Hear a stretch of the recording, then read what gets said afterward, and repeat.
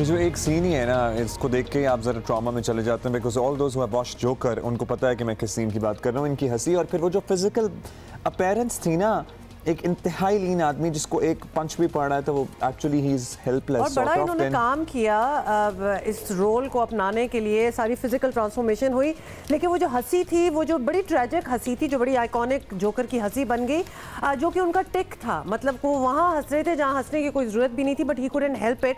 But you really have to watch this movie. और अगर अभी भी आपने नहीं देखी तो ज़रूर देखिएगा। और कुछ और हम आपको लिस्ट भी देंगे क्योंकि बड़ी ज़बरदस्त मूवीज़ को नॉमिनेट किया गया है ऑस्कर के लिए। हाँ, तो ऑस्कर से पहले हम आपको हमेशा सजेस्ट करते हैं कि एटलीस्ट जो बेस्ट फीचर फिल्म के लिए पिक्चर्स नामजद हैं उनको तो देखिए। दे आर रियली गुड, मतलब they are so inspiring a lot of these movies. सब कुछ साइड पर कर दें। एक और मूवी आपको दिखानी है, जो सीन आजकल बलूचिस्तान में है ना, बर्फबारी के बाद, तो जितना आपको यहाँ बैठ के शायद स्क्रीन पे खूबसूरत लगता होगा, जो वहाँ लोग रह रहे हैं उनके लिए बड़ा मुश्किल है। एक्चुअली ट्रेजेडी बनता जा रहा है ये सारा सिलसिला। और ये जो अगर आप मनाजिर को किसी फिल्म के मनाजिर से तशबीह दें तो ये किसी ट्रैजिक फिल्म का मंजर है, क्योंकि जब बुनियादी सहूलियात नहीं होती, जब कोई मदद को नहीं आ रहा होता, तो फिर आप क्या करेंगे? और जब शदीद किस्म की स्नोफॉल हो रही हो और आप उसमें फंस जाएं तो वो भी आपको फिर वो इतना रोमांटिक और खूबसूरत नहीं लगता। आपको खैर बताएं कि क्या हो रहा है। बलूचिस्तान में शदीद तरीन सर्दी ने जिंदगी का पहिया जाम करके रख दिया है। बारिशों, बर्फबारी और ठंडी हवाओं की मुश्किल क्या कम थी कि बिजली गैस भी नहीं मिल रही। बलूचिस्तान के मुख्तलिफ इलाकों में दूर जो है से क्या कहें, दो रोज से जारी है, बिल्कुल बल्कि 2-3 रोज से, हम तो न्यूज़ देख ही रहे हैं। शदीद बर्फबारी और बारिशों से मुख्तलिफ हादसात में अब तक 17 अफराद जान से हाथ धो बैठे हैं। सूबे के बालाई इलाकों में 3 से 4 फुट तक बर्फ पड़ चुकी है। You can see on the screens as well. और शदीद बर्फबारी से ज़ियारत मस्तूम, किला सैफुल्ला, किला अब्दुल्ला, हरनाई और बोलान में कई जगह राब्ता सड़कें जो हैं वो बंद हो गई। शदीद बर्फबारी के बाद सूबाई हुकूमत ने 7 अजला में स्नो इमरजेंसी नाफिज कर दी है। देखिए लोग किस तरह से फंसे हुए हैं। हम लोग पैसे खत्म होते हैं, हम लोग एटीएम ढूंढने निकले हैं। एटीएम यहाँ कहीं नहीं मिल रहा। 2 घंटे हो गए हम लोग घूमते घूमते, पूरी रात बिजली नहीं थी, गैस भी नहीं थी। यहाँ पे ना गैस है ना कुछ, 4 फुट तक बढ़ गई है। हुकूमत की तरफ से कोई सहूलियात नहीं है। हम लोग यहाँ पे आए थे एंजॉय करने के लिए, लेकिन अब यहाँ पे फंस गए। अब हम लोग 2 दिन में 3 दिन रास्ते भी क्लियर नहीं है। तो हमारे जो पैसों का बजट था वो भी यहाँ पे कम पड़ गया ना। 1 लाख रुपये हम लोग रख के आए थे, लेकिन यहाँ सब खत्म हो गया। यहाँ पे एटीएम वगैरह, एनआईसी वगैरह कोई जगह नहीं, बंदा पैसे निकाल ले, अपना बजट पूरा कर ले। यहाँ पे गैस का मसला है और दूसरा मसला बिजली का। हम हल्का सा मोबाइल चार्ज पे लगाएं, लाइट चली जाए। और दूसरा जो है एटीएम का बहुत मसला है, यहाँ पैसे नहीं निकल सकते। अब्बू को मैंने बोला पैसे जरूरत है, 10-12 हज़ार रुपये, एटीएम ही नहीं मिल रहा है यहाँ पे। गैस खूबसूरत बहुत है लेकिन फैसिलिटीज़ नहीं है यहाँ पे। यहाँ पे ना गैस है ना रोड खुल रहे हैं। यहाँ पे हम लोग यहाँ फंसे हुए। भैया आप मुझे ये बताएं कि आप इतनी शदीद बर्फबारी में ज़ियारत पहुँच क्यों गए सैर करने? कल हमारी हुकूमती नुमाइंदों से भी बात हो रही थी, एडमिनिस्ट्रेशन से भी बात हो रही थी, वो जो PDMA के सरबराह उनसे हम बात कर रहे थे। वो कह रहे थे कि प्लीज़ लोग इस मौसम में ट्रैवल ना करें, बर्फ़ पड़ी रहेगी, अभी बर्फ़ पड़ रही है इसलिए ट्रैवल करके फंस सकते हैं। और वही हो रहा है। कराची से गालिबन ये नौजवान गए हुए थे और अब फंस गए हैं। अंदरूनी मुल्क से क्वेटा आने और जाने वाली तमाम परवाज़ें मनसूख कर दी गई हैं, जबकि बर्फबारी के बायस 10 फीटें बंद होने से शहर के बेशतर इलाकों में बिजली गायब है। सरियाब में गैस के बायस दम घुटने से 5 अफराद हलाक हो गए। अच्छे मौसम के मुकाबले होते हैं ना, तो बुरे के भी मुकाबले होते हैं। और फिर ये जब बात की जा रही हो जी -14 हो गया, नहीं हमारे यहाँ तो जी -20 है, तो मनफी। और अगर आप वेस्ट में चले जाएं, कनाडा वगैरह में, तो -40 तक भी बात पहुँच जाती है। बॉटम लाइन ये, जब माइनस में बात चली जाए ना, तो इट डजेंट मैटर कि वो माइनस वॉट था, वो आप बिल्कुल एक वो कोल्ड स्टोरेज आपकी बॉडी बन चुकी होती है। उसमें आप -10 में जाएं या -15 या 20, you are actually incapable of feeling anything anyway. तो लिहाजा वही वाला हाल हुआ है। Let us go to Quetta और शहाब उमर हमारा वहाँ इंतज़ार कर रहे हैं, हमारे कॉरेस्पॉन्डेंट है। शहाब बताइएगा कि क्या मौसम में कुछ छलकियाँ तो हम देख रहे हैं आज का, ज़रा बताइए, और लोग किस तरह डील कर रहे हैं इसके साथ? जी, हालिया बर्फबारी के बाद बलूचिस्तान के जो शुमाली इलाके वहाँ पे मौसम इंतहाई सर्द हो गया है। दर्जा हरारत नुक्ता निमाज से कम है। ख़ास तौर पर कोयटा में बर्फबारी के बाद जो है इस वक्त भी पहाड़ और जो खुले मैदान है वहाँ जो है बर्फ़ मौजूद है और मौसम शदीद सर्द है। लेकिन इसके साथ ही कुछ मसाइल भी हैं। इस हवाले से हमारे साथ एक शहरी है, मैं उनसे जानना चाहेंगे। आप ये बताएँ कि क्या मसाइल हैं और सर्दी के मौसम में? सर्दी के मौसम में सर्दी ज़्यादा है, कच्चे मकान है और गैस और बिजली की भी बहुत वो है किल्लत है। जी, ये तो हुई क्वेटा की बात। जो कान मतरज़ई के इलाका है बलूचिस्तान के, वहाँ पे मुसाफिर फंसे हुए थे गुज़श्ता 24 घंटों के। ज़ियारत के जो अंदरूनी देहातें हैं, बर्फबारी के बाद वहाँ भी राब्ता सड़कें मुनक़ता हैं और जो शहरियों ने मुश्किलात का सामना है।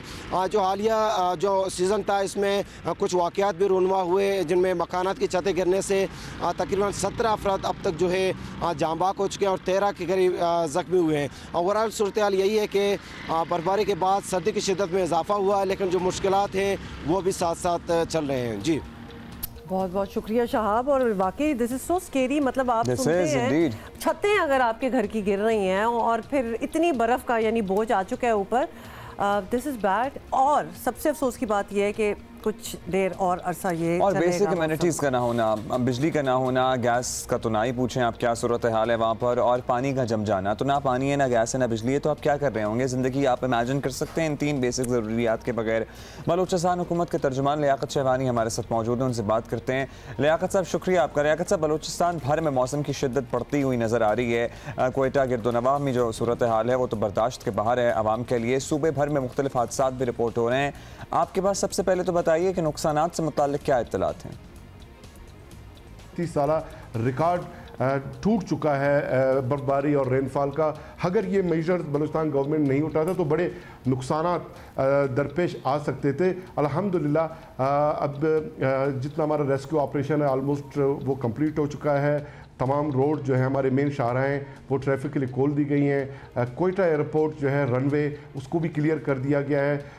तो हम ये कह सकते हैं बलूचिस्तान गवर्नमेंट कि जो हमारा ऑपरेशन है वो किसी हद तक जो है इस वक्त वो मुकम्मल हो चुका है। अच्छा लियाकत साहब, ये भी बताइएगा कि क्या बलूचिस्तान हुकूमत को अंदाज़ा था कि मौसम क्या होने वाला है और हमें क्या क्या प्रेपरेशन कर लेनी चाहिए? तो कोई तैयारी ऑलरेडी पहले से हुई थी? जी, 9 जनवरी को बलूचिस्तान गवर्नमेंट में अलर्ट भी जारी किया और इसको नोटिफाई किया। तमाम commissioner, deputy commissioner, assistant commissioners, हमारे अवामी नुमाइंदगान, मिनिस्टर, सबको ये नोटिफिकेशन की कापी जो है हमने इरसाल किया और मीडिया पे भी, सोशल मीडिया पे कबल अज़ वक्त हमने जो मेजर्स लेने थे वो हमने भी लिए और आवाम को मोहतात रहने की इस्तदा भी की गई। और पहले ही जहाँ जहाँ ब्लॉकेज का हमें ख़तरा था, ऐसे पासेस, ऐसे ब्रिजेस, वहाँ पे ट्रैक्टर्स, ग्रेडर्स और सॉल्ट बैग्स की भरी हुई ट्रकें हमने पहले ही पहुँचा दी थी वहाँ पे ताकि रोड ब्लॉकेज से बचा जा सके। और पहले जो स्टॉक्स हैं अशियाई खुर्दोनोश के कुछ हमने अवेलेबल किए और हमने लोगों को ये मुतल्ला भी किया कि वो अपने जो है राशन का अरेंजमेंट करें। लेकिन फिर भी आवाम जो है ना वो शदीद मुश्किल में है लियाकत साहब, और सूबे के बेशतर इलाकों से हमें ऐसी इत्तलात है कि ना बिजली है, गैस की शदीद किल्लत है। इन मसाइल का फौरी हल कुछ निकाला गया है? पानी भी ज़ाहिर है पाइपों में जम के पाइप फट गए, तो क्या कर रहे हैं आप इन मसाइल के हल के लिए? अनफॉर्चुनेटली हमारा जो कॉन्स्टिट्यूशनल राइट है इस पे अमल दरामद नहीं हो रहा। और कोयटा ही में 1.5 माह कबल federal minister petroleum Umar Ayub साहब थे, उस वक्त वो तशरीफ़ लाए तो इसी नुक्ते पे वज़ीर आला साहब ने जो है कंप्लेन भी किया, डिमांड भी अपना रखा और उन्होंने कहा कि हमारे कोयटा के लोगों को बलूचिस्तान के जो सर्द इलाके हैं गैस प्रेशर में कमी का सामना है। और वहाँ पे उस वक्त जो सेक्रेटरी साहब थे पेट्रोलियम के वो मौजूद थे और उमर अयूब साहब ने उनको डायरेक्शन तो दिया कि इस मसले को हल किया जाए, लेकिन अब तक ये मसला हल तलब है, हमारा ये मसला हल नहीं हुआ। और जब तक ये मसला हल नहीं होता, ख़ुसूसन इस हार्श मौसम में हमारे जो पब्लिक है उनको बहुत ज़्यादा मुश्किलात का सामना है। अपनी तौर पे बलूचिस्तान गवर्नमेंट तो कोशिश कर रही है, लेकिन गैस में जो प्रेशर का मसला है ये फेडरल गवर्नमेंट और मिनिस्टर जो पेट्रोलियम है ये उनका डोमेन है, उनका इख्तियार है, उनको इस पर फौरी तौर पर अमल दरामद करना चाहिए। बहुत बहुत शुक्रिया। लियाकत शहवानी साहब हमसे बात कर रहे थे, बलूचिस्तान हुकूमत के तर्जुमान। एक चीज़ मैं ज़रूर यहाँ कहने जाऊँगी, चले इन्होंने तो जो भी प्रिकॉशनरी मेजर्स लिए और लिए ज़रूर, ये भी कहना सही है क्योंकि उन्होंने बता भी दिया। जिन यंगस्टर्स की हम बातें सुन रहे थे ना अब्दुल्ला, जो कह रहे थे जी ATM भी ख़त्म हो गया, पैसे नहीं थे ATM में, और आप क्या एडवेंचर सोच के गए हैं करने? थोड़ी देर का एडवेंचर ठीक होता है, लेकिन जब आपको पता हो कि हालात अब बिगड़ ही रहे हैं या इससे ज़्यादा वर्स हो जाएंगे, वहाँ यू कैन नॉट एक्सपेक्ट कि जी आपके लिए वहाँ गैस भी पड़ी होगी और ATM भी होगा।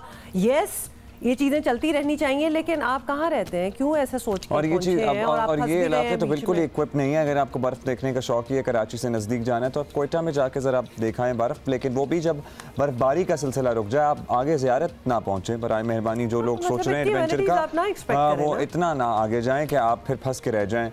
और मौसम की सूरत हाल जो है ना वो ज़रूर गेज कर लिया करें जाने से पहले। ज़रा आपके पास सारी ऐप्स हैं, मोबाइल हैं, गूगल कर सकते हैं कितने कब क्या मौसम होने वाला है। और अगर ये सब कुछ नहीं है तो हम आपको बता देते हैं, क्योंकि डीजी मेट मोहम्मद रियाज साहब हमारे साथ मौजूद हैं, उनसे ज़रा बात करते हैं। बहुत शुक्रिया रियाज साहब। रियाज साहब, बलोचिस्तान में इस वक्त जो सर्दी की लहर चल रही है, क्या ये सब एक्सपेक्टेड था या बहुत ही गैर मामूली हालात बने हैं?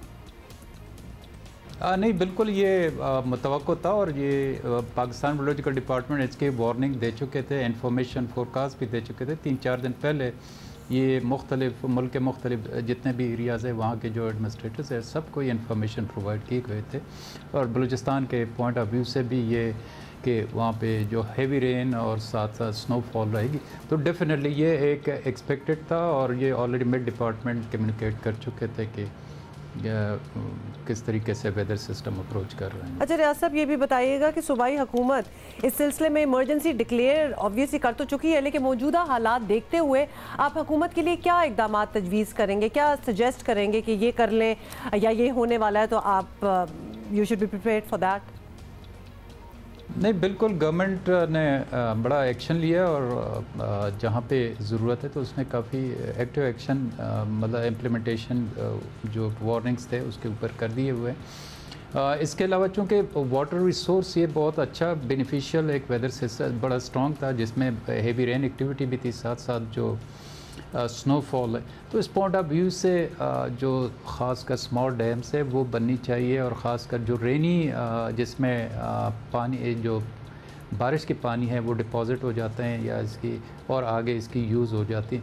तो अगर ये इस किस्म के स्मॉल डैम या चैनल्स नहीं बनते तो वो डेफिनेटली ये ज़ाया होना शुरू हो जाते हैं आगे, चूँकि वाटर पाकिस्तान में बहुत ज़्यादा ज़रूरत है, जितना ज़्यादा पानी होगा उतना ज़्यादा मुल्क की जो डेवलपमेंट है उनके ऊपर ही है। तो एक अच्छा सिस्टम था जो, और दूसरी बात यह है कि गवर्नमेंट ने ऑलरेडी इसके ऊपर एक्शंस लिए हुए हैं। बहुत शुक्रिया आपका डीजी मेट मोहम्मद रियाज साहब हमारे साथ मौजूद थे। तो ये तो मौसम की सूरत हाल कह रहे हैं अनएक्सपेक्टेड नहीं है, हमने पहले ही वार्निंग्स भी दे दी थी।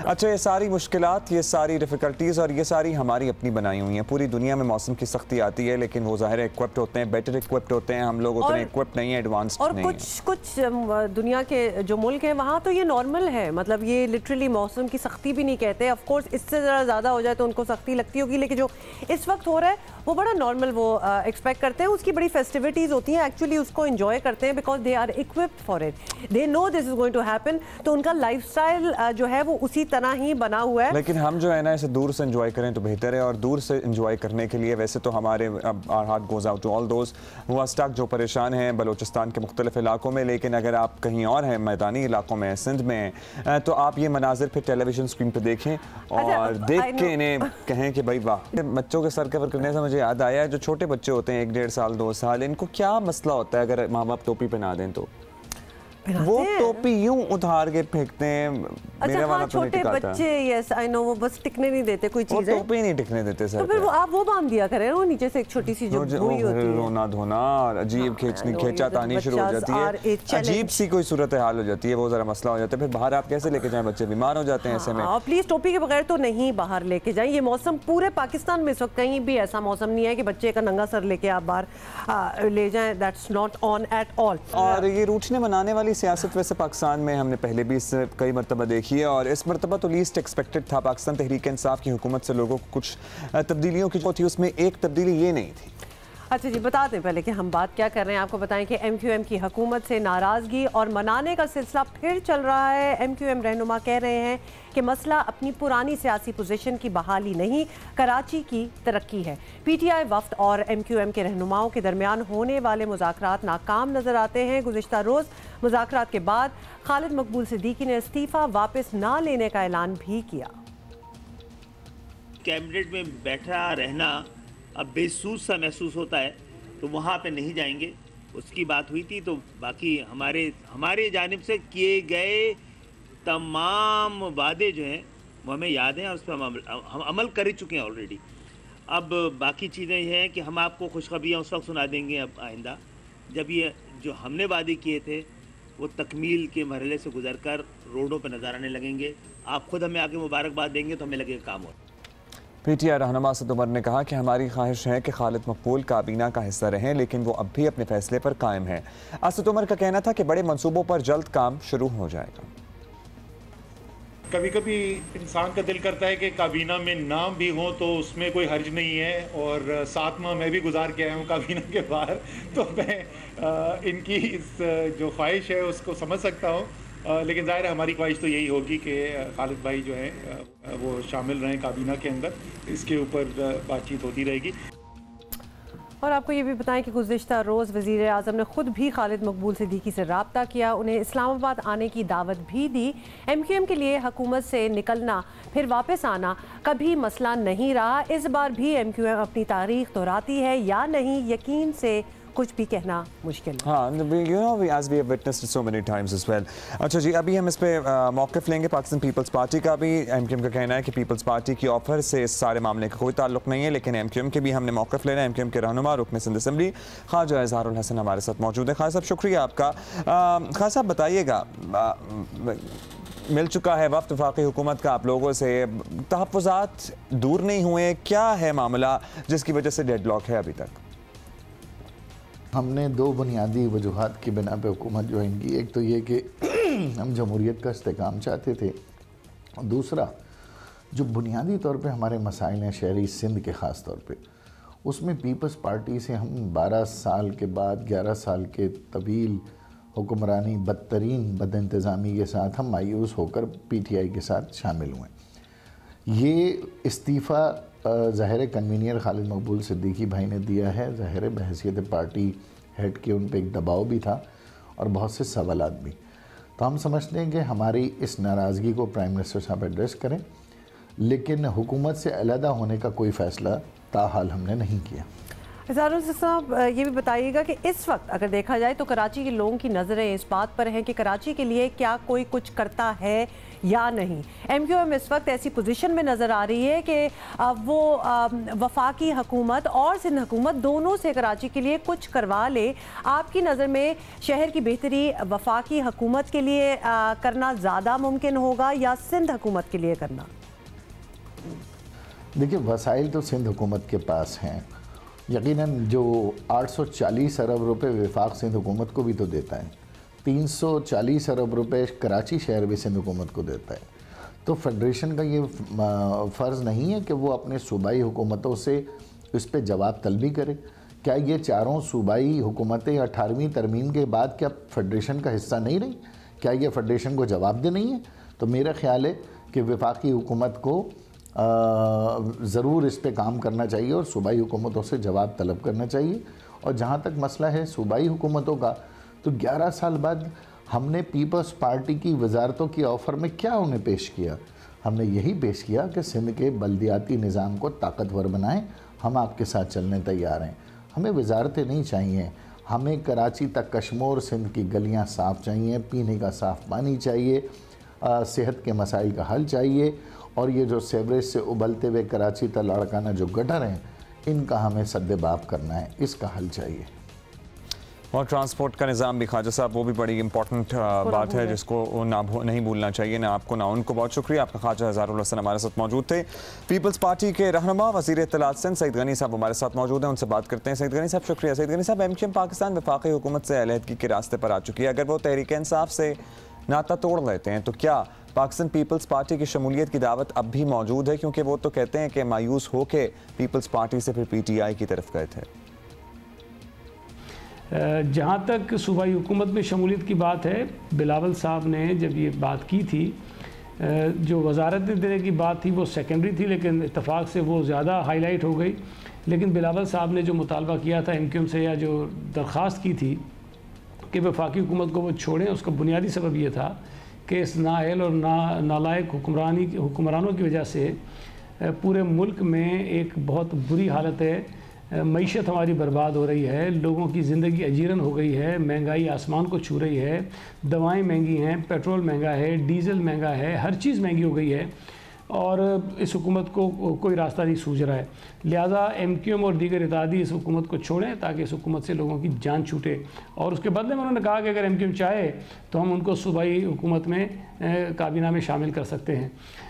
आज भी अगर MQM वफाकी हुकूमत से अलहदा होती है और वो ये फ़ैसला करती है कि उनको सूबाई हुकूमत का हिस्सा बनना चाहिए, तो यकीनन बिलावल साहब ने जो कहा था अभी तक तो वो ऑफ़र अपनी जगह कायम। बहुत शुक्रिया। नहीं, हमारे साथ ही मौजूद रहेंगे। बड़ा ही इम्पोर्टेंट सवाल और भी करना है, खासतौर पे मुत्तहिदा की कुछ डिमांड्स हैं उनके हवाले से। लेकिन गनी साहब अब हमारे साथ ही रहिएगा। MQM की हुकूमत से नाराज़गी और मनाने का सिलसिला फिर चल पड़ा है, उसी पर हम बात कर रहे हैं। सईद गनी साहब, MQM के कराची के लिए मुतालबात तो अपनी जगह, लेकिन बुनियादी तौर पर वो अपने दफातर खुलवाना चाहते हैं और कुछ दीगर सियासी नौयत के मुतालबात और भी हैं। तो क्या सिंध हुकूमत इस पोजीशन में है कि वो मुत्तहिदा की इस सिलसिले में कोई मदद कर सके?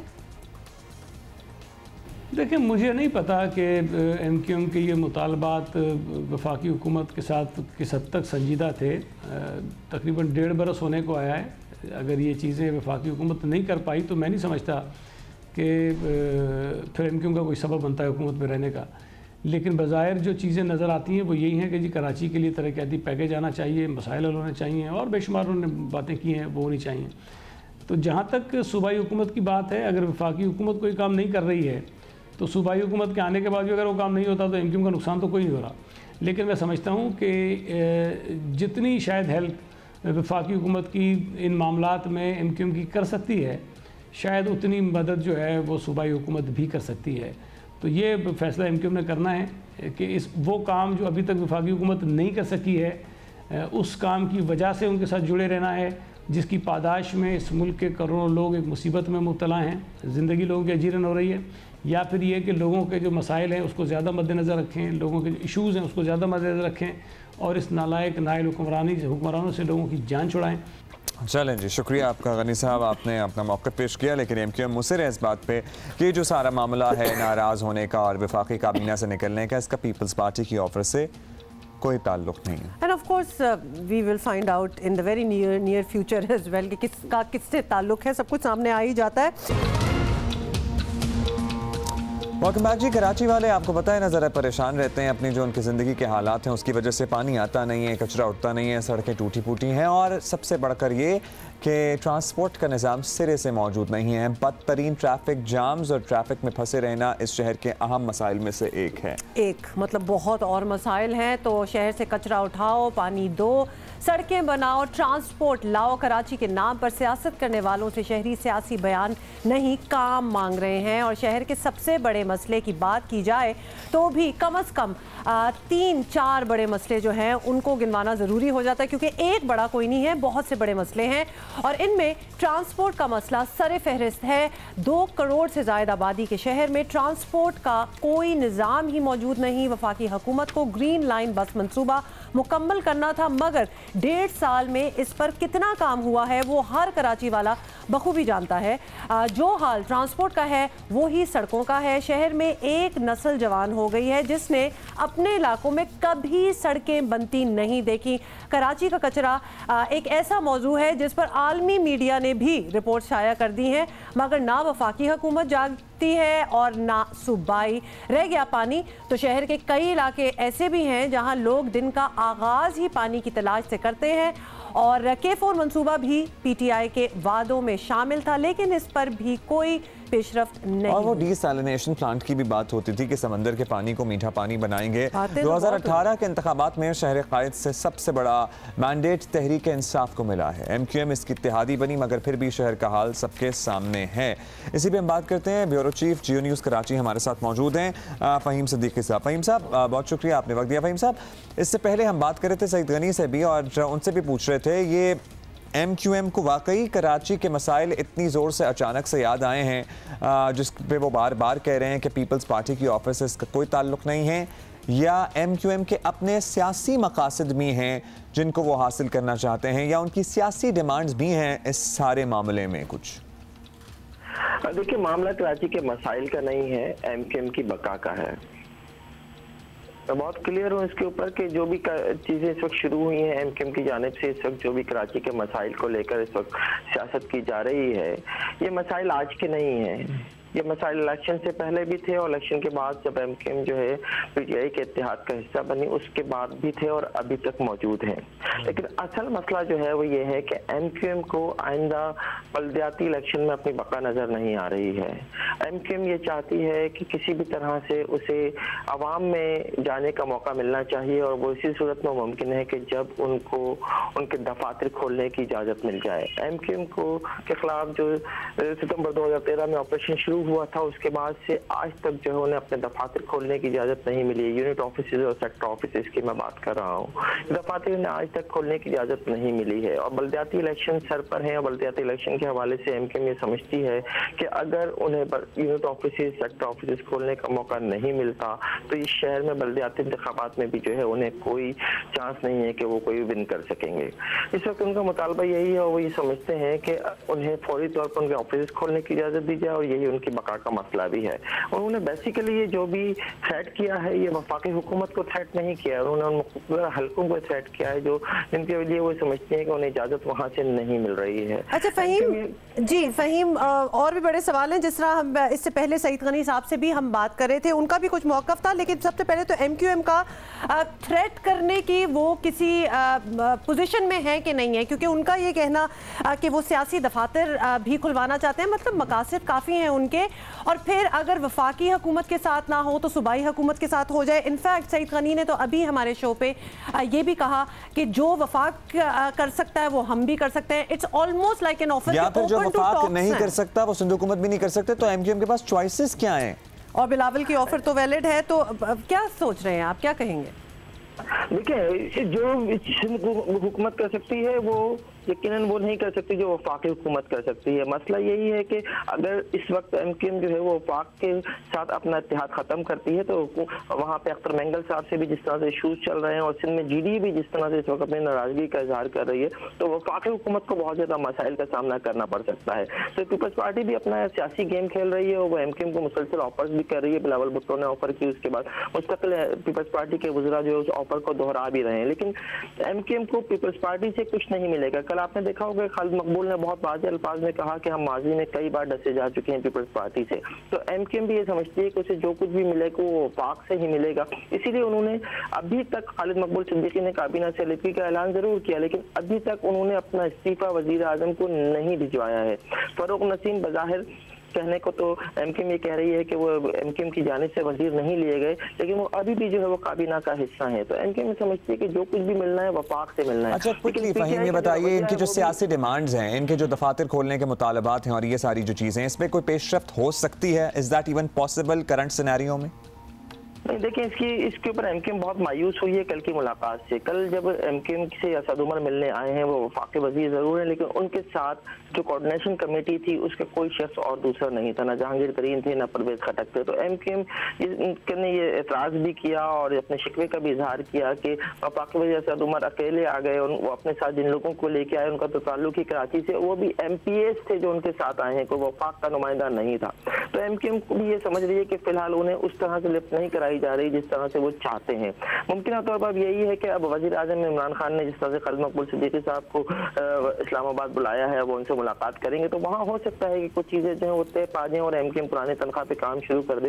लेकिन फिलहाल जो है वो यही है कि सिचुएशन ऐसी ही है कि कराची के मसाइल के ऊपर सिर्फ बात हो रही है, हल होते हुए नजर नहीं आ रहा है। कल भी असद उमर साहब ने जो बातें वहाँ पर खड़े होकर की हैं, ये मसले तो काफ़ी अर्से से बिल्कुल इसी तरह से है। ग्रीन लाइन का मनसूबा हो जाए, K4 का मनसूबा हो जाए, लियारी एक्सप्रेस वे और नॉर्दर्न बाईपास के जो इश्यूज हैं ये आज से नहीं है, कुछ कई सालों से हैं, लेकिन अचानक इनके ऊपर अब बात शुरू हो गई है और मुझे नहीं लगता कि अगले चंद दिनों में इसके ऊपर कोई पेशरफ्त सामने आ सकेगी। ठीक, बहुत शुक्रिया आपका। फ़हीम सिद्दीकी हमारे साथ मौजूद थे और हम बात कर रहे थे MQM की डिमांड्स के ऊपर से कि MQM के बेसिकली जो कराची के मसाइल की बात कर रहे हैं वो तो चलें कर ही रहे हैं, लेकिन असल मसाइल उनके अपने भी हैं, जो उनके सियासी मसाइल हैं उसका भी हल चाहते हैं। और ये मसला जिस तरह फ़हीम सिद्दीकी ने कहा कि MQM की बका का मसला बन चुका है। हाँ, और शायद उनको ये मौका उनको नज़र आया है कि maybe we can make a difference, maybe we can make a change, लेकिन it remains to be seen कि ऐसा होगा कि नहीं होगा।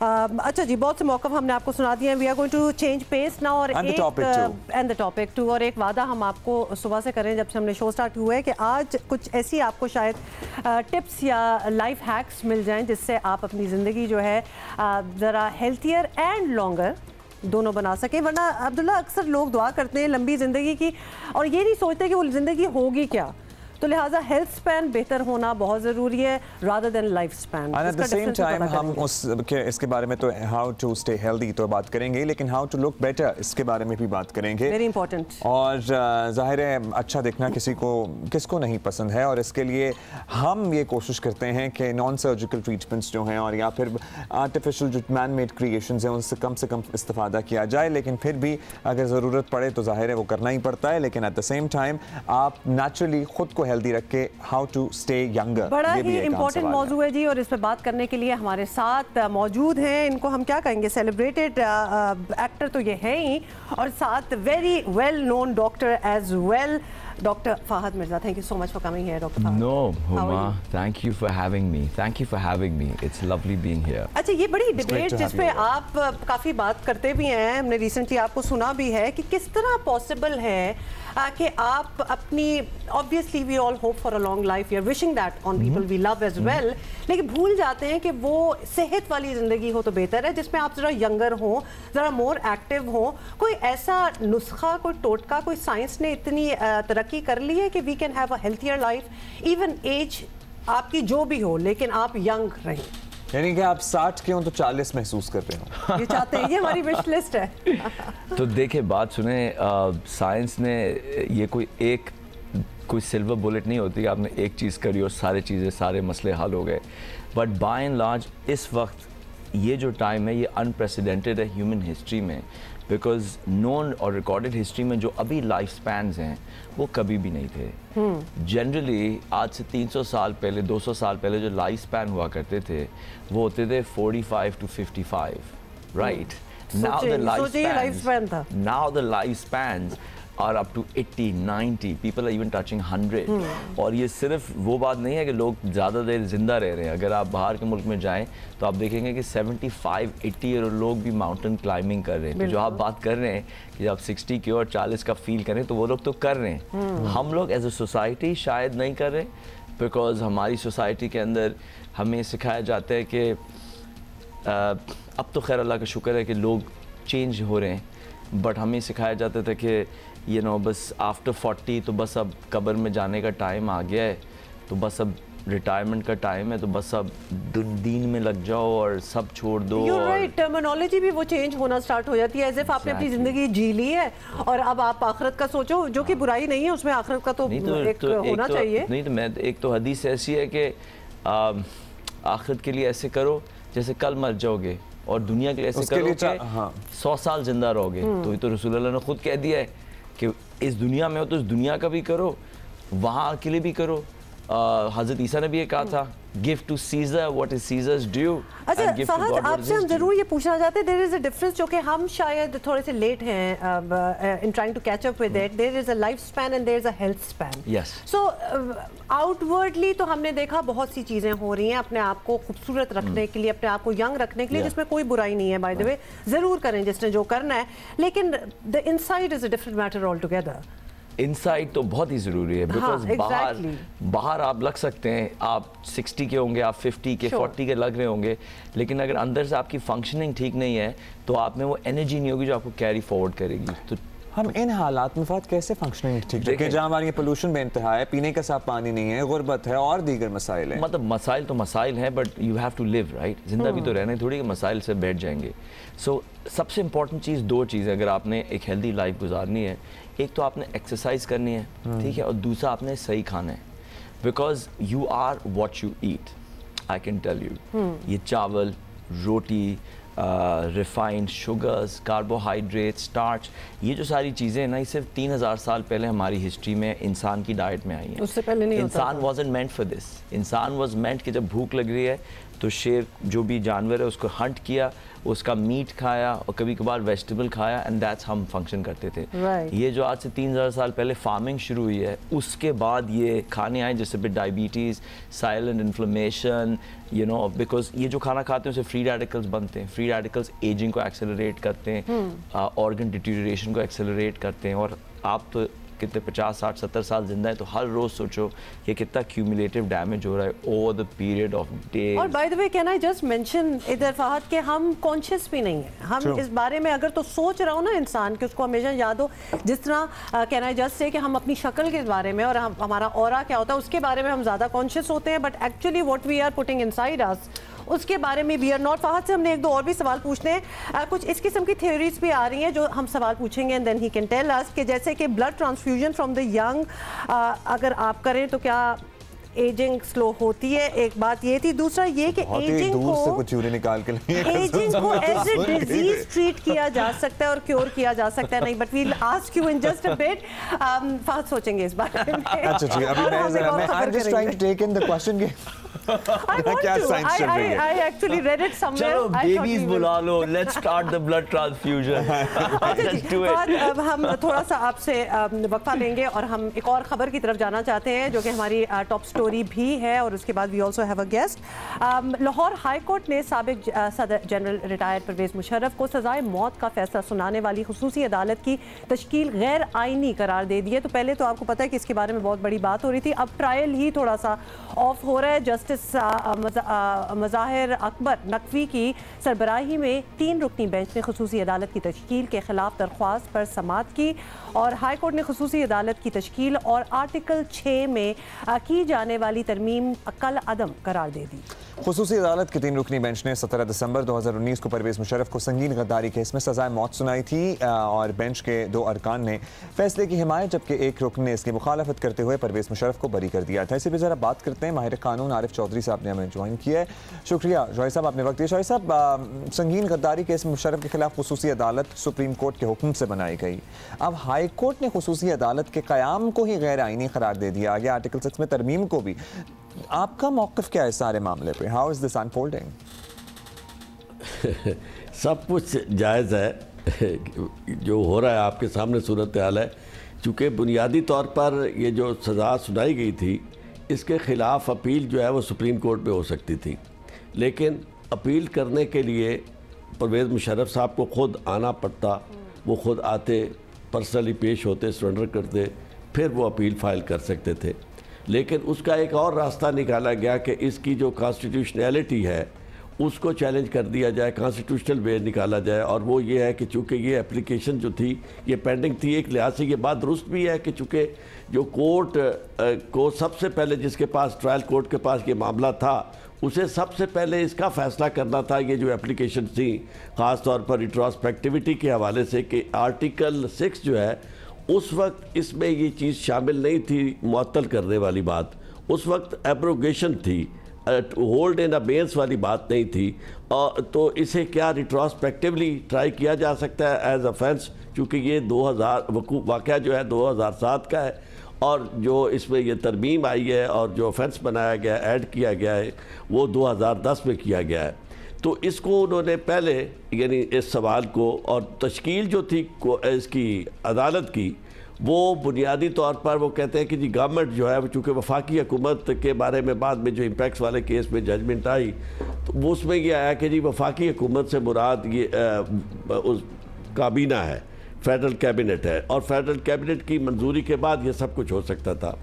अब ये तजाद इस सारे फैसले में मौजूद है कि एक तरफ चूँकि ये सब कुछ जो कुछ हुआ सुप्रीम कोर्ट के हुक्म से हुआ और सुप्रीम कोर्ट बाहर सूरत यानी आखिरी मदावा है, आखिरी कोर्ट है, तो क्या सुप्रीम कोर्ट की तश्कील करदा अदालत जो है उसे ये कहा जा सकता है कि वो गैर कानूनी थी, उसकी तश्कील गलत थी? जहाँ तक रिट्रोस्पेक्टिविटी का मामला है वो तो बिल्कुल दुरुस्त बात है, चूँकि किसी भी ऑफेंस को जो जिस वक्त वो कमिट हुआ है अगर उस वक्त वो ऑफेंस नहीं था तो उसे रिट्रोस्पेक्टिवली यानी बाद में आप उस You're right. इस बारे में इनफैक्ट इस नुक्ते के बारे में तो बहुत बात हुई भी है। आपसे हम ये पूछना चाहते हैं कि क्या कल लाहौर हाई कोर्ट के फैसले से हम कह सकते हैं कि अब संगीन गद्दारी केस शायद ही आगे चलेगा, मे बी इस केस का कोई इतना फ्यूचर नहीं है, या आपको लगता है कि ये मामला किसी ना किसी तरह आगे ज़रूर बढ़ेगा? नहीं, ये बिल्कुल ख़त्म हो गया मामला। उसकी वजह यह है कि जब अदालत जिसने फ़ैसला किया है उसकी तश्कील ही कल अदम करार दे दी गई और गैर कानूनी करार दे दी गई, तो उसका किया हुआ फ़ैसला जो है वो कोरम नॉन जुडिस है, यानी एक ऐसा फ़ैसला जिसकी कोई कानूनी हैसियत नहीं है, non existent in the eyes of law, यानी कानून की नज़र में वो मौजूद ही नहीं है। तो इसलिए इसका अंजाम तो ये अपने अंजाम को पहुँच चुका है ये केस, चूँकि इस मामले में जो प्रोसिक्यूशन करनी थी या कंप्लेनेंट था वो बुनियादी तौर पर वफाकी हुकूमत थी, और वफाकी हुकूमत तो बेचारी कोशिश में थी कि ये जैसे भी हो ये मामला ख़त्म हो जाए, सज़ा जो है वो ख़त्म हो जाए। तो अब अपील तो वफाकी हुकूमत कर सकती थी आगे, अगर सुप्रीम कोर्ट में जाना है तो वफाकी हुकूमत तो जाएगी नहीं, उसकी तो वो खुदा करके उसकी तो जान छूट गई कि ये मामला यहीं हाई कोर्ट में ही हल हो गया। तो मैं ये समझता हूँ कि ये मामला जो है अब वो ज़ाहिर है जाएगी नहीं इस मामले को आगे लेकर, और लाहौर हाई कोर्ट ने इस खुसूसी अदालत के क़याम को ही कलअदम करार दे दिया। बहुत शुक्रिया आपका आरिफ चौधरी साहब, आपने वक्त दिया, वी गॉट योर पर्सपेक्टिव। अच्छा जी, but that in itself is a question, I am sorry, कि किस तरह एक चीज़ इतनी बड़ी, उस पर इतनी बातें हुई, इतने ओपिनियंस लोगों के आए, लड़ाइयाँ हुई और उसके बाद वो बात खत्म हो जाती है, तो that is also a question in itself. अच्छा जी, लाहौर हाई कोर्ट की तरफ से फैसला आया है और आरिफ चौधरी साहब का ओपिनियन ये था कि इसको तो सुप्रीम कोर्ट में जाना चाहिए था। अब ये मामला निमटा समझें। प्लास्टिक सर्जन फहद मिर्जा हमारे साथ मौजूद है। मैंने कहा रीइटरेट कर दूं ना जरा, ऐसे कह रहे हो जैसे अभी कोई सर्जरी स्टार्ट हो जाएगी। लेकिन फहद, ब्रेक में भी हम फहद से बातें कर रहे थे, बहुत सी चीज़ें तो उन्होंने निगेट ही कर दी कि ये तो हो नहीं रहा, कुछ चीज़ें हो भी रही हैं। लेकिन मैं आपसे ये ज़रूर पूछना चाहूँगी, because I was reading an article जिसमें ये कहा था कि लिखा हुआ था पूरा आर्टिकल अबाउट इट कि एजिंग को एज ए डिजीज अगर आप करें और फिर उसका क्योर एक आप निकालें, जिसमें वो ब्लड ट्रांसफ्यूजन वगैरह, जो कि अब्दुल्ला को बड़ी हंसी आई उस बात पे, लेकिन there were some experiments that were being done. ये इस किस्म की साइंस इस चीज़ पे काम कर रही है। सो अब जो है ना, अब एक बड़ा इंटरेस्टिंग टाइम आ गया है मेडिकल साइंस में, बिकॉज अब रीजनरेटिव मेडिसिन पे बहुत काम हो रहा है। यू नो, रीजनरेटिव मेडिसिन ये होती है कि बॉडी की अपनी हीलिंग पोटेंशियल को हम यूज़ करें और बॉडी को खुद रिजुविनेट करें। बिकॉज इसेंशली जो human body is made up of 1 trillion cells, हर सेल एक खुद मुख्तार फैक्ट्री होता है। तो जैसे आपके जो बाल का सेल है या स्किन का सेल है, वो मरते दम तक डिवाइड करता रहता है, ग्रो करता रहता है और नया होता रहता है, ठीक है। बट कुछ सेल्स होते हैं वो नहीं होते। So if you figure out a way to control the cells, you can virtually live forever. जैसे जो बैक्टीरिया का सेल होता है वो इमॉर्टल होता है, वो मरता नहीं है, वो 1 से 2 हो जाता है, 2 से 4 हो जाता है, 4 से 8 हो जाता है, and that gene keeps on living and evolving. तो in very simple terms, अगर वो बैड सेल्स को कंट्रोल करने का तरीका आ जाए, in very simple terms, अगर जीन्स को मैनिपुलेट करने का तरीका आपको आ जाए, जो कि आ रहा है, अब जैसे स्टेम सेल रिसर्च थेरेपी है, अब जो स्टेम सेल थेरेपी है, जैसे PRP थेरेपी है, एक बहुत क्रूड तरीका है। आज से 20 साल बाद बहुत ही रिफाइंड डायरेक्ट तरीके आ जाएंगे। ये बड़ा एक इनडायरेक्ट तरीका है जीन्स को स्टिमुलेट करने का, ग्रोथ फैक्टर से जीन्स स्टिमुलेट होती हैं। बट कल को हम डायरेक्टली जेनेटिक मैनिपुलेशन करके हम वो कर सकते हैं। We just mention plastic surgeon, तो हमारे पास अभी भी वो केसेस होते हैं जहाँ पे तेजाब फेंक दिया, नाक काट दी, कान काट दिया। दैट मैटर, अगर ये नहीं तो फुलबेरी का एक है, उससे लोग सारी उम्र डीकलर्ड रहते हैं, उनको पता ही नहीं होता इज इट ट्रीटेबल। तो प्लास्टिक सर्जरी ने पाकिस्तान में इतनी तरक्की कर ली है कि अगर कोई तेजाब का शिकार होकर आ रहा है या किसी बच्चे की किसी ससुराल में या किसी ने तशद्दुद करके नाक काट दी है, तो उसकी नाक रिकन्स्ट्रक्ट हो जाए या कान बन जाए दोबारा, या ट्रीट हो सकेंगी सारी चीज़ें। अब देखें, इसके अंदर अनफॉर्चुनेटली हम अभी वहाँ नहीं पहुँचे हैं कि हम नई खाल बना सकें, बिल्कुल वही खाल बना सकें, नई नाक बना सकें। तो ये हम बात करें रिकन्स्ट्रक्टिव सर्जरी की, और ये सिर्फ पाकिस्तान में, दुनिया भर के अंदर आप देखें जहाँ भी लोग जलते हैं वो जली हुई उनकी स्किन रहती है, इससे कि आप नई स्किन नहीं ला सकते। आप ग्राफ्ट करके एक जगह से दूसरी जगह लगा सकते हैं, but that skin will never look normal. नाक आप फोरहेड से फ्लैप करके नाक रिकन्स्ट्रक्ट कर सकते हैं और आपकी आर्टिस्टिक एबिलिटीज़ अच्छी नाक बना देगी, but that will never be normal. Your goal, आपकी मेहनत ही होगी कि यार इसको नॉर्मल के मैं करीब तरीन ले आऊँ, बट नॉर्मल नहीं बना सकते आप। सो ये मतलब ये जादू टाइप तो नहीं होने वाला, जितना कर सकते हैं आप कर सकते हैं आप करें। इसीलिए ऐसे घिनौने वाक़ियों को आप रोक लें तो बेहतर है, बर्न्स को रोक लें तो बेहतर है। बड़े आसानी से चीज़ें रुक जाती हैं। घर में गैस के सिलेंडर होते हैं, मेरे पास तो आते हैं, बच्चे जल के आते हैं, यू नो, गैस नहीं आ रही घर में, गर्म पानी की वो रखी हुई है, वो बच्चा गिरा दिया, पूरा जल गया। अभी मैं एक ट्रीट कर रहा हूँ ऐसे बच्चे को, चाय गिराना, गर्म पानी गिर जाता है। तो फहद, यानी for a plastic surgeon like yourself, आप भी ऑब्वियसली फिर लोगों को यही एडवाइस करते होंगे कि सबसे पहले तो मतलब बाद में आउटवर्डली चीज़ें कराना तो ऑप्शंस हैं, वो तो आप करा ही सकते हैं, बट बेसिक अंदर जो मवाद है वो सही होना चाहिए। सो लाइफस्टाइल के बारे में भी आप काफ़ी टिप्स लोगों को देते होंगे, मतलब फिजिकल एक्सरसाइज जिसकी हम बात कर रहे हैं। मेंटली अलर्ट रहना, इंसान कितना यंग रहता है अगर दिमाग ठीक हो, that is one thing as well. The biggest cause of premature ageing after cigarette smoking is stress. Stress तो आपको ऐसे एज करता है कि आपकी 5 साल की एजिंग 1 साल में हो जाती है। अगर आपको शक है तो आप बराक ओबामा को देखें कि जब वो ऑफिस में आया था और 8 साल बाद जब ऑफिस से निकला, ऐसा लग रहा है 20 साल उसकी एज हो गई। जॉर्ज बुश को देखें इराक वॉर से पहले और इराक वॉर के बाद, टोनी ब्लेयर को देखें, शक्ल ही बदल जाती है। लेकिन हमारे जो लीडर्स हैं वो बड़े फ्रेश रहते हैं, वो 5-10 साल भी गुजार ले। मे बी उन्होंने डी स्ट्रेसिंग तरीके सीख लिए, आई डोंट नो क्या, या वो स्ट्रेस लेते ही नहीं है, या वो स्ट्रेस लेते ही नहीं है। मैं कुछ कहना नहीं चाहता लेकिन ये हमारा पाकिस्तानी पास टाइम है कि हम अंग्रेजी में, अंग्रेजी के अंदर एक सेइंग है थिक स्किन्ड। हाँ, शायद सारे हो चुके हैं एक्चुअली, जो कि एक कॉम्प्लीमेंट होता है थोड़ा सा, तो कभी-कभार आपको थिक स्किन हो जाना चाहिए। लेकिन ये एक स्किल है, टू डील विद स्ट्रेस एक स्किल है। और ये मैं अपने सारे पेशेंट्स को समझाता हूँ कि अगर आप स्ट्रेस से डील, स्ट्रेस लिटरली ऐसा है कि जैसे आप अपने चेहरे पे तेजाब डाल रहे हैं, स्ट्रेस लिटरली ऐसा है। और वो सिर्फ चेहरा ख़राब नहीं करती है, हार्ट अटैक भी स्ट्रेस से होता है, ठीक है, बहुत सारी चीज़ें स्ट्रेस से होती हैं। सो जो मेडिटेशन है, ये हेल्दी लिविंग है, आप प्रेजेंट मोमेंट में अपने आप को ले आएँ, फ्यूचर की फिक्र करें ना, छोड़ दें, पास में जो हो गया उसको छोड़ दें। तो ये स्लो पॉइजन है जो हमें खत्म कर सकता है, कर रहा है, इनफैक्ट फास्ट पॉइजन है। Thank you plastic surgeon doctor Fahad Mirza हमारे साथ मौजूद हैं। आगे लेके चलूंगी कि हम बहुत सी चीज़ें, हम आउटवर्डली बहुत ज़्यादा चीज़ें सोचना स्टार्ट हो जाते हैं, लेकिन ऑनेस्टली अगर आप अपना लाइफस्टाइल में कुछ चेंजेस ले आए, सारी चेंजेस ना भी लाएं, you can live healthier and a longer life. Longer को तो छोड़ ही दें, हेल्थी होना चाहिए इंसान को, जिंदगी जितनी भी हो। That's very important. बहुत बहुत शुक्रिया Fahad for coming here and talking to us. कुछ टिप्स होपफुली जो लोग देख रहे हैं 1-2 टिप्स भी उठा लें तो बहुत बड़ी बात है। अच्छा जी, मूविंग ऑन, और एक कहानी जो आपको बड़ी अच्छी लग रही थी। कपल जो है वो अपना लाइफस्टाइल चेंज करने की कोशिश कर रहा है और मेरा ख्याल है कि उन्हें कर ही लेना चाहिए। बरतानवी शाही जोड़े शहजादा हैरी और मेगन मार्कल की शाही हैसियत से दस्तबरदारी के बाद मेगन ने हॉलीवुड स्टूडियो डिज्नी के साथ मुआहिदा भी कर लिया है। बरतानवी शाही महल के छोटे शहजादे हैरी और उनकी अहलिया मेगन मार्कल ने शाही हैसियत से अचानक दस्तबरदारी का ऐलान करके दुनिया को जरा हैरान कर दिया था। इस ऐलान के साथ ही शाही जोड़े का कहना था कि वो माली तौर पर खुद मुख्तार होने के लिए इक़दामात करेंगे, जिस पे दुनिया ने काफ़ी वैसे सवाल उठाए थे कि मतलब आप इतने एफ्लुएंट हैं, आपके रॉयल टाइटल्स हैं, लोग आपको देख रहे हैं, लेकिन अभी भी आपको फाइनेंशियल इंडिपेंडेंस चाहिए। मेगन मार्कल डिज्नी की फिल्मों के लिए अपनी आवाज़ देंगी। आपको पता है ना कि बैकग्राउंड में आगे तो वो एक कैरेक्टर्स बने होते हैं, लेकिन वो जो स्टीम होती है, जो रन होते हैं, वो किसी बहुत मशहूर अदाकार की आवाज़ और उनकी मैनरिज्म से ही होते हैं। वॉइस ओवर आर्टिस्ट उनको कहते हैं।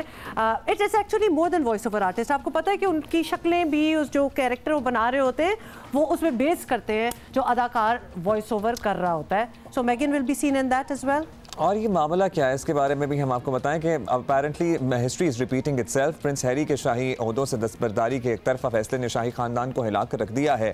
गुज़श्ता रोज़ शहजादा हैरी से मुलाकात के बाद मलिका एलिज़ाबेथ का बयान में कहना था कि हैरी और मेगन की नई ज़िंदगी शुरू करने के फैसले की हिमायत करते हैं।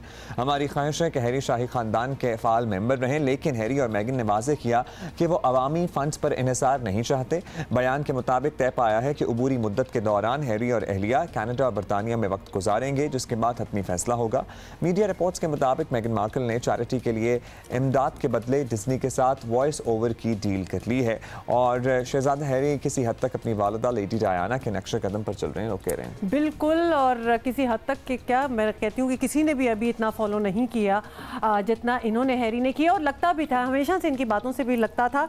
अब इसके बारे में ऑब्वियसली जब से एक शाही जोड़ा पाकिस्तान आके गया है, विलियम और केट का, तो एक इंटरेस्ट जो है पाकिस्तानियों का भी बड़ा बढ़ गया है इनमें, और खासतौर पे कितने पाकिस्तानी ब्रिटेन में भी रहते हैं और दुनिया में बहुत आ रही है कि मेगन Markle has always gone bad press as compared to Kate Middleton. So वो एक कंपैरिजन ना मीडिया ने भी उनके साथ किया। ऑलरेडी एक स्टैंडिंग थी, she is a very celebrated actor as well, तो लिहाजा उनके लिए इस तरह भी ट्रीट होना उनको शायद अच्छा नहीं लगा होगा। हमने मजीद पता करने की कोशिश की, तो कुछ देर पहले हमने bureau chief London Murtaza Ali Shah से बात की और हमने बहुत से सवाल पूछे। और सबसे पहले तो हमने उनसे मेगन मार्कल और शहजादा हैरी के बारे में पूछा, अलहदा होने के बारे में जब पूछा तो उनसे ये भी पूछा कि मलका बरतानिया को इस फैसले पर एतराज़ात एक्चुअली क्या थे। मुर्तज़ा ने हमें ये जवाब दिया। अब बाज़ार तो ये लगता है कि बहुत एक पुरताइश ज़िंदगी है, लेकिन बहुत कंट्रोल की ज़िंदगी होती है और उसमें कुछ ज़्यादा चॉइसेस नहीं है, जो कि पूरे साल का रोटा मिलता है। जो रॉयल ड्यूटी पे होते हैं, जितने भी रॉयल फैमिली के मेंबर्स हैं, उस हिसाब से उनको पूरा साल गुजारना पड़ता है। वो कुछ अपनी मर्ज़ी से मिल नहीं सकते, कह नहीं सकते, और चंद एक सेरेमनीज़ हैं जिसमें डिनर्स होते हैं, लंचेस हैं, उसके अलावा जो आउटिंग्स हैं, विज़िट्स हैं जो कर सकते हैं, उसके अलावा उनकी कोई और ज़िंदगी नहीं होती। और जिस तरह का बैकग्राउंड है जो मेगन मार्कल का, वो उन्होंने एक सेलिब्रिटी स्टेटस एंजॉय किया हुआ है। इससे पहले प्रिंस हैरी ने मुख्तलिफ जो जंगों में हिस्सा लिया हुआ, मुख्तलिफ ड्यूटीज़ दी, और ये कपल का एक कॉन्शियस डिसीजन था कि वो अब अपना एक वो इंडिपेंडेंटली रहेंगे, और ख़ुद उन्होंने ये कहा कि हम फाइनेंशियली इंडिपेंडेंट होना चाह रहे हैं। ये रॉयल फैमिली के लिए इस हवाले से एक बहुत बड़ा दचका साबित हुआ है कि वो ये समझा जा रहा है कि इसमें जो जोड़ा है, उन्होंने जो मलका बरतानिया है उनके अहकामात की नफ़ी की है, उनको एतमाद में नहीं लिया और उनसे बगैर पूछे इतना बड़ा फ़ैसला कर दिया कि जिसकी वजह से रॉयल फैमिली को पूरी दुनिया में एम्बैरसमेंट का सामना करना पड़ा। ये सबसे बड़ा जो रॉयल फैमिली के पॉइंट ऑफ व्यू से ये उनके लिए एम्बैरसिंग था। अच्छा, हमने मुर्तज़ा से भी पूछा कि बरतानवी मीडिया में मेगन मार्कल का मुकाबला शहज़ादी डायना के साथ भी किया जा रहा है। इस फैसले और डायना के फैसलों में क्या तारीखी मुमासलत है? मेगन मार्कल है, वो रॉयल फैमिली में पैदा नहीं हुई, वो इस फैमिली का हिस्सा नहीं रही। वो तकरीबन आज से चंद साल पहले 3 साल पहले वो रॉयल फैमिली की ज़िंदगी में आई और उन्होंने फिर इतना बड़ा फ़ैसला कर लिया कि 2 से 3 साल के अंदर उन्हें एहसास हो गया कि जो इंडिपेंडेंट स्पिरिटेड लोग हैं उनके लिए रॉयल फैमिली और जो रॉयल प्रोटोकॉल है, उसके जो विंडसर प्रोटोकॉल जिसे कहा जाता है, उसके अंदर रहकर ज़िंदगी गुजारना खासा मुश्किल है। और जो एक रिबेलियस स्ट्रीक जो प्रिंसेस डियाना के अंदर थी, वो जो रिबेलियस स्ट्रीक है वो उनके बेटे जो प्रिंस हैरी है उसके अंदर भी है। और ये इस हवाले से बड़ा ज़रूरी है इस चीज़ को समझना कि जो प्रिंस हैरी हैं उन्होंने बार बार शिकायत की है कि बरतानवी मीडिया ने, पूरे मीडिया ने नहीं बल्कि जो टैबलॉइड मीडिया है, टैबलॉइड मीडिया ने उनकी माँ का, जो वो कहते हैं कि अगर ये टैबलॉइड मीडिया ना होता तो आज उनकी माँ ज़िंदा होती। उनका ख्याल ये है कि मीडिया ने उनकी माँ को इतना तंग किया और जब उनकी वो वफ़ात हुई, वो उस वक्त भी मीडिया उनका पीछा कर रहा था। ये सारी बातें हमने पूछी थी और हम समझना चाहते थे कि इधर हो क्या रहा है क्या नहीं, और बिल्कुल हम सही एक्चुअली समझ गए थे that they just don't want to live that life any more. कोई लड़ाइयाँ नहीं हुई बीच में, उन्होंने बस चूज किया। और बाकी अब्दुल्ला, आप जो ब्रेक में कह रहे थे ना कि it's a very difficult life to live. आप सोचें कि आप अपनी आज़ादी के साथ ना कुछ कर सकते हैं, ना किसी से मिल सकते हैं, ना कहीं आ सकते हैं, ना जा सकते हैं। सॉरी टू से अब्दुल्ला, आपने बड़ी अच्छी बात की थी ब्रेक में कि आपको क्या मिल भी क्या रहा है। यू आर नॉट, आप एयर भी नहीं है कि आप अगले कोई किंग बने या फिर 3 के बाद आप किंग बन जाए। आप उस लाइन में ही अब नहीं आ रहे क्योंकि विलियम की अपनी फैमिली जो है काफ़ी एक्सटेंड हो चुकी है, तो आपका नंबर बिल्कुल नीचे चला गया और शायद आपको कभी इस चीज़ में इंटरेस्ट भी नहीं था। अच्छा जी, देयर यू गो। ये तो चीज़ वो थी कि सारे बात कर रहे थे तो हमने सोचा आपको भी बताएं। मूविंग ऑन, पाकिस्तान की हमारे पास बिल्कुल जी, पाकिस्तान की काबिल फ़ख्र बेटी और दुनिया की सबसे कम उम्र तरीन माइक्रोसॉफ्ट सर्टिफिकेटेड प्रोफेशनल अरफा करीम रंधावा की आज 8वीं बरसी है। 2 फरवरी 1995 को पाकिस्तान की इस होनहार बेटी ने आँख खोली, कंप्यूटर सॉफ्टवेयर में गैर मामूली दिलचस्पी लेना शुरू की। साथ अरफा ने लाहौर ग्रामर स्कूल से A-लेवल्स किया। 9 साल, जी हाँ, सिर्फ 9 साल की उम्र में माइक्रोसॉफ्ट सर्टिफाइड प्रोफेशनल का कोर्स मुकम्मल करके दुनिया को हैरान कर दिया। बिल गेट्स भी अरफा से मुलाकात करने पर मजबूर हो गए। इस एजाज़ ये उन्हें मिला जब अरफा ने इस ख्वाहिश का इज़हार किया। माइक्रोसॉफ्ट हेड ऑफिस में ये मुलाकात तय पाई। अरफा करीम को दिसंबर 2011 को मिर्गी के दौरे के बाद तबीयत बिगड़ने पर लाहौर के CMH अस्पताल दाखिल किया गया, जहां वो कोमे की हालत में रहीं और 14 जनवरी 2012 की शब उनका इंतकाल हुआ। अरफा करीम को फातिमा जन्नत गोल्ड मेडल दिया गया। सलाम पाकिस्तान अवार्ड से भी नवाजा गया। हुकूमत पाकिस्तान की तरफ से अरफा करीम रंधावा को हुस्न कारकर्दगी के सदारती अवार्ड से भी नवाजा गया। लाहौर में एक पूरा टावर अरफा करीम के नाम से मंसूब किया गया है और कराची में भी इसी तरह का एक टेक्नोलॉजी पार्क मौजूद है। इतनी सी उम्र में जीनियस लोग होते हैं कि इतनी अचीवमेंट्स हो। मैं तो इस बात पे, because we have nephews and nieces जो 9-10 साल के हैं और वो क्या हरकतें कर रहे हैं माशाल्लाह, बड़ी क्यूट है। और अरफा क्या करके गई हैं, she is definitely a role model. She was a special one. हमारी आपको पता है ना, दयानतदारी के किस्से दुनिया में आम होते हैं और दुबई में पाकिस्तानी टैक्सी ड्राइवर ने किसी तरह की और मिसाल कायम की है। अपनी एक भारतीय मुसाफिर लड़की को तलाश करके उसके गुमशुदा कीमती कागजात और रकम से भरा पर्स वापस कर दिया। भारत से ताल्लुक़ रखने वाली राशील चंद दिनों के लिए दुबई आई हुई थी और फिर क्या हुआ, एक दिन अक्सर होता है ना, मुझे याद है कि मैं भी दुबई में अपने बड़े इंपॉर्टेंट चश्मे भूल गया था एक टैक्सी में, मुझे किसी ने वापस नहीं किए, लेकिन इन्होंने बड़ा ज़बरदस्त काम किया। आपको मुदस्सर नहीं मिले थे ना। हाँ। तो ये जी एक दिन हुआ ये कि मुदस्सर की टैक्सी में सफ़र के बाद जल्दबाजी में अपना पर्स टैक्सी में ही भूल गई और राशील के पर्स में एक ब्रिटिश उनका वीज़ा था, एमिरेट्स का उनका शनाख्ती कार्ड था और ड्राइविंग लाइसेंस था, health insurance card, credit card और 1000 दिरहम के लगभग रकम भी मौजूद थी। जब बैग आपके पास होता है, वॉलेट में आपकी ज़िंदगी की सारी चीज़ें जो होती हैं ना, कार्ड शार्ड्स वो उसमें पड़े होते हैं, तो वो गया तो सब कुछ गया।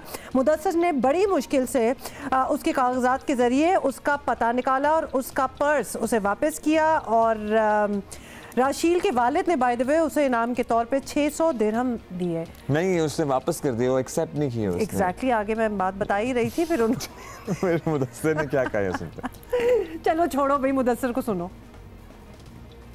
जब मैं उनसे मिला, एक तो वो बहुत खुश हो गए। उसके बाद रिचल के फादर ने मुझे 600 दिरहम दिए, तो मैंने कहा नहीं, मैं नहीं ले सकता, वो मेरी छोटी बहन के जैसी है। अगर मेरी बहन का भी ऐसे कोई पर्स वगैरह गुम हो जाता तो क्या मैं उनसे भी पैसे लेता। तो वो बहुत उन्होंने खुशी महसूस की, फिर भी उन्होंने ज़बरदस्ती मुझे 600 दे दिए। वाओ। अच्छा, basically come back to us please. I want people to see Abdullah's face, जिनको बहुत ही दुख है कि जब इनकी ऐनक दुबई में गुमी थी तो तब मुदस्सर क्यों नहीं था उस टैक्सी में। हाँ, ये मुझे दुख है एक्चुअली। ऐसे मुदस्सर जैसे माशाल्लाह हमारे तो किस्से जो हैं, न्यूयॉर्क की कितनी हमने किस्से सुनाए हैं। पाकिस्तानी टैक्सी ड्राइवर, टर्की में तो हमारी अपनी फैमिली का एक पूरा लैपटॉप रह गया था, वो बंदा ढूंढता हुआ आया था पूरी दूसरी साइड पे देने के लिए। तो अब तो मुझे लगता है कि दीज आर नॉट इवन, हम बताते हैं ताकि you feel good about it, वरना it's not even news anymore, we are like that. तो हम जो है ना, बस हम जो कुछ करप्शन के किस्से वो यहीं तक महदूद होते हैं, वो यहीं सुनते हैं। हम दुनिया में कोई ऐसा दुनिया में हमारे लोग जो है ना, बड़ा ईमानदारी और दयानतदारी में नाम रोशन कर रहे हैं। अच्छा जी, आज एक और अहम ट्रिब्यूट है, हम याद कर रहे हैं पाकिस्तान के कौमी तराने के शायर अबुल असर हफीज़ जालंधरी साहब को। हफीज़ जालंधरी के नाम से जाने जाते हैं। आज ही के दिन यानी 14 जनवरी को सन 1900 को पैदा हुए थे। 100 साल पहले। 100 साल, 120 साल पहले। 120 साल पहले, एग्जैक्टली। हम तो 2020 में, मैंने मुझे क्यों लगा कि हम क्योंकि हम सबको लगता है ना 2000 में ही जिंदा है सर। बड़ा अच्छे ज़माने से वहीं चलते हैं। बड़ा अहम ट्रिब्यूट था जो आज हमने चाहिए पाकिस्तान में दिया। इससे ज़्यादा खूबसूरत चीज़ क्या हो सकती है? We really don't need to say anything else. क्या काम कर गए हैं, क्या तराना लिख गए हैं हमारे लिए। और इसको तो आपको पता ना, हमारे कौमी तराने को दुनिया ने सराहा है। One of the best tunes in the world भी इसे करार दिया गया है। Far it is. तो इसी पे आज के लिए मेरा ख्याल है कि इसी पे शो हम खत्म करते हैं और हम आपसे मुलाकात करते हैं इंशाल्लाह tomorrow. See you tomorrow. Have a great day. Bye.